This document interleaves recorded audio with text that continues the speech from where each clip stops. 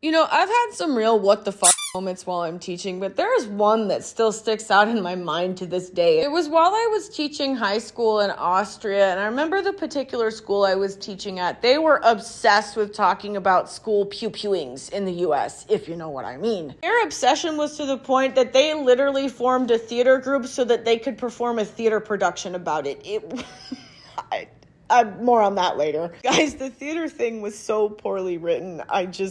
But you know what? The kids had fun performing. Whatever. You know what? Actually, not more on that later. That's not the point of this. I had to put together lesson plans where I talked about this. And my general rule whenever I'm putting together a lesson plan is I always use a .gov. So I went to FBI.gov, got their report on school pew-pewingers. And the consensus is while there are a lot of factors that lead into different children that unfortunately commit this act, there's no one certain factor that says, oh, that person's definitely going to be somebody who commits a school pew-pewing. I'm going over this with the students, and there was one particular girl. I remember her because she had excellent English, and she made it well known to everyone that she only liked to read Stephen King. Nothing else. Everything else is crap. You know what? Good for you. Go, girl. She kind of got in my face during this class, and she started off by saying, why do the kids bring the pew-pews to school? And I said, well, nobody really knows for certain. She cuts me off. She says, why are the parents letting the kids have the pew-pews? And I look at her and I say,